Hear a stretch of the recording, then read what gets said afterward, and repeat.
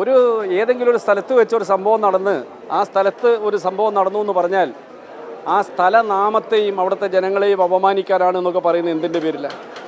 മിനിയാന്ന് കൊച്ചിയിൽ വൻ മയക്കുമരുന്ന് വേട്ട എന്ന് വാർത്തയുണ്ടായിരുന്നു. കൊച്ചിക്കാർ മുഴുവൻ മയക്കുമരുന്ന് നടത്തുന്നവരാണോ? അതൊരു സാധാരണ നിലയിലുള്ള റിപ്പോർട്ടിങ്ങാണ്.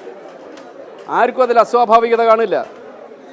ഇത് രാഷ്ട്രീയ താല്പര്യം വെച്ച് മലപ്പുറത്തുകാരെ ആക്ഷേപിക്കുന്നു എന്ന് പറയുന്നത് രാഷ്ട്രീയമായ ഒരു ദുരുദ്ദേശമാണ്. മലപ്പുറം ജില്ല രൂപീകരിക്കാൻ നേതൃത്വം കൊടുത്ത പാർട്ടിയാണ് CPIM. ഞാനന്ന് വിദ്യാർത്ഥിയാണ്. ദേവഗിരി കോളേജിൽ പ്രീ ഡിഗ്രിക്ക് പഠിക്കുക 68, 69 കാലത്ത്. അന്ന് ABVP അവിടെ വിളിച്ച മുദ്രാവാക്യം എന്തായിരുന്നു അറിയും? ഈ ജില്ലാ രൂപീകരണത്തിനെതിരെ മാപ്പള ജില്ല കർഷക ജില്ല, മാപ്പള ലഹള കർഷക ലഹള, മാപ്പള മാത്രമേ കർഷകനുള്ളോ, EMS കോപ്രായക്കളി, ഇതായിരുന്നു മുദ്രാവാക്യം വിളിച്ചത്.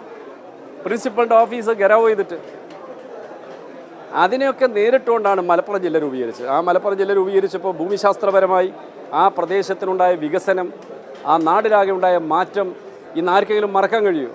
അങ്ങനെയുള്ളൊരു പാർട്ടി മലപ്പുറം ജില്ലയെ അധിക്ഷേപിക്കുന്നു പറഞ്ഞാൽ ഏതെങ്കിലും മലപ്പുറത്തുകാരൻ വിശ്വസിക്കുമോ? ഞാൻ മലപ്പുറം ജില്ലയിൽ ജനിച്ചയാളാണ്, മലപ്പുറം ജില്ലയിൽ ജനിച്ചു വളർന്നയാളാണ്.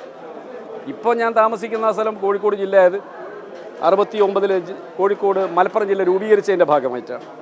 അപ്പം മലപ്പുറം ജില്ല എന്ന് പറഞ്ഞാൽ ഏതെങ്കിലും ഒരു പാർട്ടിയുടെയോ ഏതെങ്കിലും ഒരു വിഭാഗത്തിൻ്റെയോ സ്വകാര്യ സ്വത്തല്ല, നമ്മുടെ എല്ലാവരുടെയും സ്വത്താണ്. EMS ജനിച്ച നാടാണ്, അതിൻ്റെ ഇമ്പിച്ചി ബാവ ജനിച്ച നാടാണ്.